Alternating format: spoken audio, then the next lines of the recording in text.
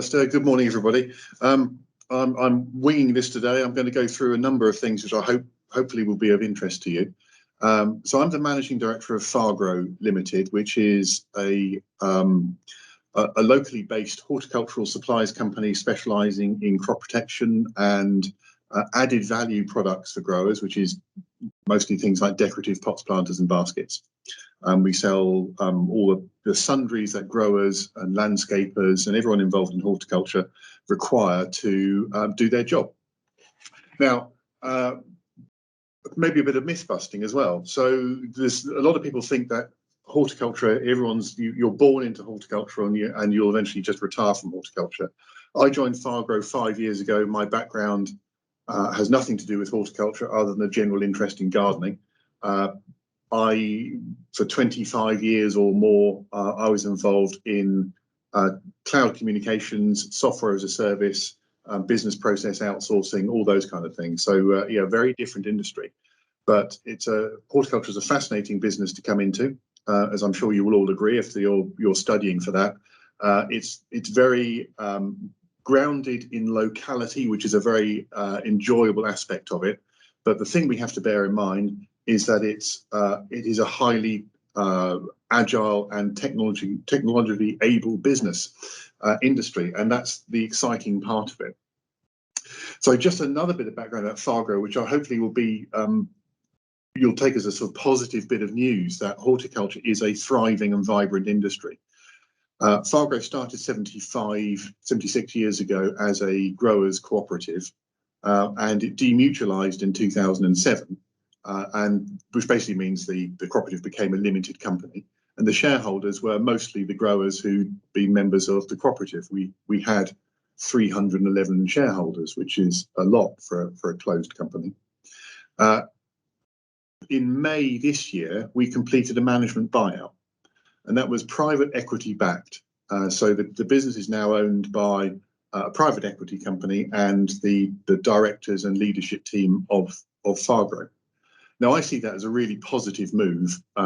Firstly, it's good that our previous shareholders were able to exit. A lot of them have retired from horticulture, but it's an indicator that there is money coming into the horticultural sector. And I'm sure you'll have seen there's big investments into glass houses locally. There's going to be some very interesting things happening over the next year or so, but in the whole of the southeast of England. I'm also chair of the West Sussex Growers Association. Now, that's something you should be aware of. We represent 70 or 80 growers in West Sussex. Our combined turnover is just under £1 billion worth of sales, which makes it the biggest sector in the Chichester area. At peak employment period, because obviously there's a lot of pickers and packers come in, there are 10,000 people employed in the sector locally in West Sussex, but that's 6,500 permanent people as well. So it's a big industry year round. What was I going to say about the West Sussex growers? We represent a broad variety of businesses. So at the small end, there are still some of the sort of family growers, family-based nurseries, but at the big end, there's the multinational organisations. There's people like Vitacress, Nature's Way, Barfoot's, and these businesses turn over hundreds of millions of pounds, and they are leaders in their sector, and they're based right on your doorstep. It always astonishes me how few people are aware that horticulture exists in such a big way in this area, but it keeps its head down. Horticulture, going back to my point on it being a sort of vibrant industry, just a couple stats for you, which you may have come across. These are from DEFRA. Horticulture uses 2.6% of the arable land in the UK, so it's a tiny fraction of it. Only 1% of that of the land is under protection, but horticulture generates 20% of the farm gate value. So what horticulture is producing in glass houses and polytunnels, so we're talking about fresh produce, fruit, top fruit, and ornamentals, is a very high value crop, and consequently there's a big demand for skilled people in that sector, and there's a growing demand for technology, because it's all about optimizing the product and minimizing waste.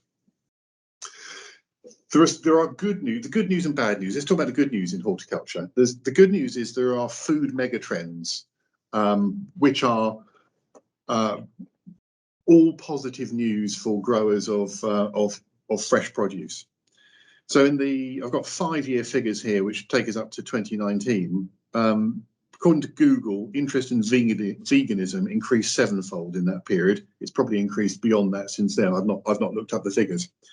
And there's a trend to move towards protein substitutes. So it's characterized as big food. You know, we've got big farm, we've got big food now as well. But if you think about it, it's a massive opportunity for food producers to add value to products rather than sort of adding value to meat. Selling a lettuce is one thing. If you create it into a salad bag, you've added value to it. If you create it into a one of these salad pots with other things in it, you've added more value to it. So there's a lot of money chasing this. And the worldwide figures, I mean, it's just one of these massive numbers, which almost doesn't mean anything, it's so big. But there's a study done by UBS, which is a global banking business. And they forecast over the next 10 years, this food revolution will see plant-based foods grow 28% annually. Which begins at a global market of $85 billion US, whatever that is, but it's a lot. So there's a real shift and a real focus on high value plant products and in horticulture. The other mega trends, which are good news for our sector, are food miles, and I include flower miles in that because a lot of our growers grow ornamentals, and transport is a really hot topic at the moment. And the shorter you can make that transport chain, the better it is fundamentally, and particularly when it's part of a cool chain. So they're all good reasons and reasons why there is further inward investment into horticulture in the UK, and I think we'll see that continuing. Food security, that's actually that's been highlighted very recently by the transport issues. But food security is not, in the UK, it's not a matter of personal safety or starvation, which it can mean that in other parts of the world. But it is something which socially conscious consumers are concerned about, and supermarkets are now concerned about. They can't afford to see empty shelves. So the investment in growing locally will continue, and hopefully the supermarkets will get on board with that and be supportive of the growers, because it's in the news, you can't avoid it, costs are going up, and that means the cost of the produce will be going up. What we really hope is that supermarkets won't use that just as an opportunity to substitute bringing in produce from other parts of the world, because it's so much cheaper. The stat on that the UK is currently 61% self-sufficient in all foods, 75% in indigenous food types, either things we normally expect to be able to grow here. We should never aspire to get to 100% because we can't grow things all the year round. So a big chunk of that will be the early and late season produce, but we can do more, and that's where a lot of money is going. Sustainability is a key focus for growers now. It's been led by the consumer, it's been led by the retailers. Sustainability is a pretty poorly understood concept, I have to say, but you will have probably come across the fact that DEFRA have a target to phase out peat from commercial horticulture by 2030. It'll disappear from garden centres and retail bags next year. I think Steve may be able to correct me on that, but imminently. But it's still be used in commercial horticulture. Now there are real challenges for that, and there's a lot of effort going in. There's technology going in to monitor how plants are able to grow in different media, because the growers need to be able to produce good quality plants, and that includes fresh produce and ornamentals. There's a risk there. There's a risk at the moment in that the current legislation would not preclude imports that are grown in peat. Now, the RHS, Steve, you're doing an RHS course at the moment. They were in everyone's bad books from the Chelsea Flower Show. Apparently, I wasn't there, but it's been reported to me that their own stand selling plants, a lot of which were house plants because it was September rather than spring, were all grown in peat. which is not a good look for the RHS. And I think they did the same at the last Chelsea Flower Show as well. So these are real challenges that people are trying to find ways through, and Fargro are at the sort of leading edge of helping to make that work. Related to sustainability is water, and this is something again where this is why I think horticulture is exciting, because we're trying to find ways of doing things better with the resources we've got.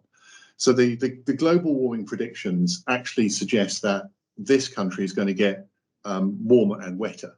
And water is not a problem in the UK. It might be in the wrong place at times, but we have an abundance of water, and particularly in West Sussex, and nearly 90% of growers in the region already have some sort of either rainwater harvesting or boreholes, so they're not taking water out of the local water authority grid. They're not competing with domestic or other industrial use. But water is a global issue, and this is another reason why we should be growing things here, because there's a thing called the virtual water trade, which I encourage you to go and look up if you're not familiar with it. And the global water trade basically means where we are effectively stealing water from water impoverished countries. Now, Spain has water problems, southern Spain, where a lot of strawberries are grown. It takes nearly twice as much water to grow strawberries in Spain than it does to grow them in this country. And potatoes are a really extreme example. Potatoes, for some reason, fall under horticulture, but we can have a discussion about that. But potatoes in the UK take 11 litres per kilo. In Israel, where you get all those early new potatoes from, it takes 103 litres. Now, water in Israel and all of that sort of the Levant, and where a lot of these kind of things are grown, is all taken from underground aquifers, and the water has been there for thousands, if not millions of years, and it will run out at some point because they don't have a lot of rain. So these are all good environmental reasons as why we should be focusing and growing as much as possible into this country. And at the moment, the scarcity of water is not priced into the product. You don't see strawberries from Spain being expensive because they have a shortage of water. It's kind of ignored at the moment. An area where expertise is needed and will be needed even more is in phytosanitary control. So people who can monitor the plants coming into the UK, and there are some exports, but it's mostly imported plants. Now there are real risks, and you've probably discussed Xylella as one of the potential risks to UK growers. There are others as well, and there are measures in place to inspect plants. It's a highly politicised area at the moment. Post Brexit, the solutions are not right; they don't work properly. But what is true for you is that there will be a requirement for people with that level of expertise in plant health. We're still talking about megatrends here. So a nice megatrend also is the positive mental health aspect. And here I'm looking at all you people planning to be landscapers and working in public and private gardens. So the HTA, the Horticultural Trades Association, estimated during lockdown there were 3 million more people who became gardeners. Fargro's own sales figures for the last year and this year would attest to that. We've seen a lot more interest. We sell very little direct to retail. We sell some, but that's shot up. But the kind of things that the ornamental growers are pulling through all ultimately ends up in garden centres and the big sheds. So we can see tangibly that there are more people interested in what their garden looks like. The opportunity there is how do we sustain that as a sector? How do we maintain people's interest rather than it falling back to frankly, the sort of middle-aged, middle-class Monty Don view of gardening, and when actually it's the people who have got their first homes and even young families when they don't have time to look after a garden. How do we keep those people interested in the environment and gardening? That's a problem for you to think about and discuss. The big challenge at the moment is labour, which they are very real risks. So farming and horticulture has relied on for the last 20 or so years on a significant immigrant labour population coming in for the season. That has been a real challenge through the lockdown, and now with the cessation of free travel within Europe because we're no longer part of the EU. There's a lot of people who may come over, but it's just too difficult now for them to do it. The Seasonal Agricultural Worker Scheme brought in 30,000 people. The NFU reckon it should be 70,000. Important factor here is that the ornamental sector, which is very valuable in this part of the country, is excluded from the seasonal workers. So they've struggled even more. They have no right to these people coming over on the Seasonal Agricultural Workers Scheme. Now, fundamentally, there will have to be a change because this is not a shortage just in the UK, it's a shortage elsewhere. And one of the reasons these shortages will persist is there are more glasshouses growing up in Russia and Eastern Europe. So the people from Eastern Europe who used to come here can now head east, but probably not travelling not so far to earn money as well. So we're in competition for that labour as well as the difficulty of getting it. So those are major problems that growers are having to address. And one of the key areas that we're looking at, Fargro looking at, is data-driven decision making, and we work with people on robotics. But harvesting robotics is going to be a major area of development over the next few years because it's absolutely imperative that we find solutions to some of these things. A lot of the growers now have to be focused. There's the smarter ones, the more forward-looking ones are already very conscious of their environmental footprint and their efforts towards the net zero agenda. Now that's something which Fargro are working on using remote sensors and data-driven decision making to try and look at pre-symptomatic disease detection. Now there are lots of very good reasons why you want to do that, because it reduces your input of pesticides and fungicides. But fundamentally, the object is to reduce the wastage in the crop. And typically, good growers will be looking at maybe a 5% wastage through the season, but you can spike. That's not consistent throughout the growing year. But if we can make significant reductions, bring that down to 4%, down to 3%, and actually for the growers who are not so assiduous in monitoring these things, we can have much bigger impacts. Then that all contributes towards their reduction in input. So you've put in it's not that they're going to reduce the amount of heat or water or pesticides and fungicides that they use necessarily, but the product comes out the other end. It's not thrown in the bin because it's not up to quality, or it's diseased in some way. So we reduce our wastage that way. And we will be developing a significant part of our business over the next few years focused purely on that. It's a very exciting area, and there's lots of really interesting things going on about how we monitor plant stresses, looking at chlorophyll, looking at multispectral cameras, looking at sap flow. These are all things which they've been possible for a long time, but people have not really applied them and commercialized them and seen the overall value. So there's a big skills gap, and the West Sussex Growers Association did a survey, a big study last year. The report came out in February 21, and we looked at the skills gap in the industry by talking to the growers, interviewing the growers. And I've got a list here, which I'll read out to you. STEM skills, engineering skills, leadership and management, HR and other business skills, horticultural skills, energy management and green energy, supervisory skills, technology, business growth and exporting. If that list didn't include horticultural skills, you wouldn't have been able to guess what sector it is. And this is not growers moaning at a shortage of pickers and packers. This is saying in order to develop our business, we need smart people coming in who, if they've got horticultural skills, that's brilliant, because then they can use those within these other disciplines that businesses require. And we see that within Fargro as well. We bring people in from all sorts of sectors because they have value, and then we for the horticultural skills, we bring people in from colleges and universities for those specialist plant biology skills. All these things help us in the new innovations, which are critical for this industry. We can't continue the way the businesses, the sector has always run. It has to evolve.